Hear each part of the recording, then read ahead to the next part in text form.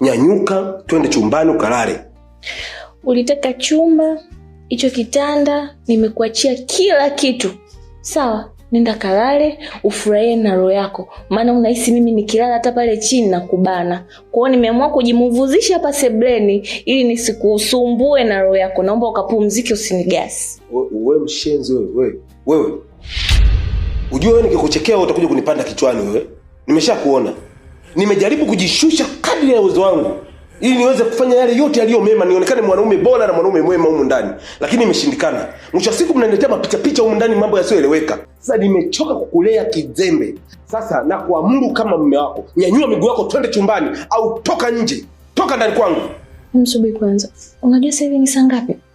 Afu unakuja unapiga kelele masebleni eti sijui kalale. Baba, siendi kulala chumbani. Unasemaje wewe kitimoto? Sasa nasema hivi, nyanyua miguu yako twende chumbani au uwezi toka nje.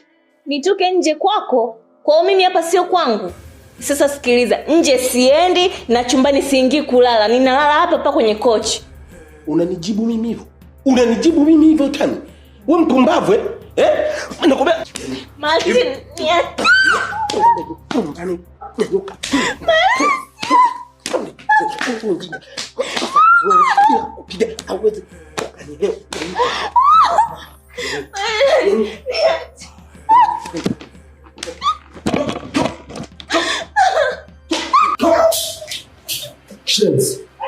Toka nje. Unanionaje mimi?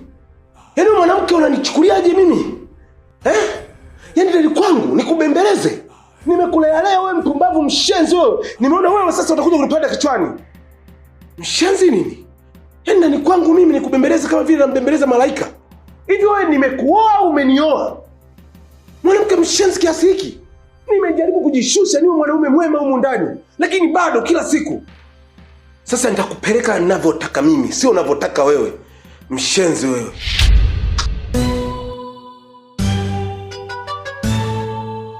Sonyo, una uhakika ni yenyewe hii? Nisikilize Ron, fuata ninachokuelekeza. Ukifika paka alafu nafunga na nylon. Sikilizia ndani ya muda mchache itaanza kufanya kazi. Leo ni kwa mara ya kwanza naenda kukutana na yule mchumba wangu. Nataka nimpe show ambayo hata kaa nisahau, hata kikaa nyumbani kwao au ananiwaza mimi. Sasa usije ukanidanganya, mwisho wa siku nikaenda kuumbuka bure.